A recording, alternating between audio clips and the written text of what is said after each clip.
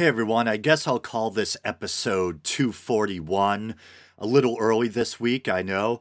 I'm rushing to get this episode out while this story is still relatively fresh. So it seems Bill Maher has found himself in hot water for using what's being called a racial slur during the most recent episode of his live show, Real Time with Bill Maher. And I couch it as quote-unquote what's being called a racial slur because I think perhaps you can argue that this is a case in which context matters. Now, I'm a Bill Maher fan. Well, I can kind of take or leave his stand-up, to be honest, but I'm at least a fan of his show Real Time. I've been watching since it came out back in, way time flies, 2003, I think. But I like the way that Bill, although he's left-leaning like myself, is willing to call both Republicans and Democrats, lefties and righties, out on their hypocrisy and BS. And I think he's doing something really important with his real-time format, especially the panel discussions. He hosts honest, raw conversations with people on both sides of the debate or political divide. It's not watered down, it's not an echo chamber, it's an unfiltered, gloves off, no bullshit conversation with some big players and high-profile people on the important issues of the day. And I think Bill's irreverent comedic style or approach actually may help loosen his guests up a bit, getting them to let their guard down and perhaps be more candid or forthcoming than they might otherwise be, or at least it makes the format seem more quote-unquote real or conversational. But anyway, let's get to it. What exactly did Bill Maher say that's got everyone so worked up? Well, he was interviewing Republican Senator Ben Sasse, and Sasse said, that was a bit of a tongue twister, Sasse said, and I'm paraphrasing, that he or the Republicans would like to have Maher working out in the field for them. Bill quickly replied with something to the effect of, "The field, Senator, I'm a house." Insert N-word minus the hard R. I feel childish using the phrase, quote-unquote, the N-word, but I've got enough on my plate without catching flack for what Bill said. But why don't I play the actual clip? I harvested this version from the Drunken Peasants because I was having trouble hunting down the original. I noticed the full-length audio episode wasn't available in podcast form this week. Did Bill or HBO pull it? I don't know. But here's the clip. Wow. Tonight, the aftershocks of the racial slur said on live TV. In the middle of a seemingly harmless exchange between Bill Maher and Nebraska Senator Ben Sasse. I got to get to Nebraska more. You're welcome. We'd love to have you work in the fields with us. Work in the field? That's part of that. Senator, I'm a house. No, okay, so there you have it. And obviously the offending word was bleeped out. So do I think what Bill Maher said was wrong? Well, I'll start by saying that whether rightly or wrongly, I do hold comedians to a different standard. I personally think they should be given more leeway or room to offend and push the envelope.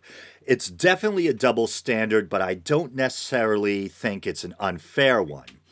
There is, of course, safe, family-friendly comedy out there, but to me, comedians are often at their best when they're pushing the envelope and testing the boundaries of good taste.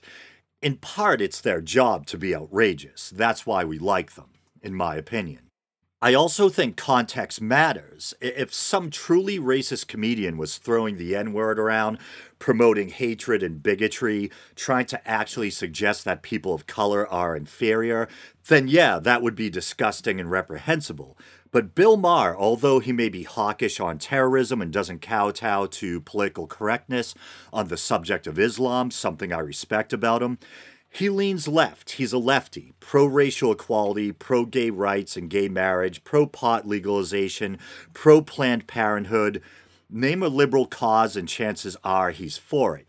Artists, musicians, politicians, or academics like Dr. Cornel West, he's constantly having people of color on his show, giving them a platform to voice their opinion and engage in open debate. Not that they owe Maher some great debt for that. I'm just trying to illustrate the point that he's a person with an inclusive, liberal-minded worldview. As trite as it might sound, dare I even say he's a friend of the quote-unquote African-American community. And sure, being a liberal and paying lip service to minority causes and concerns doesn't give someone the right to throw around racial slurs.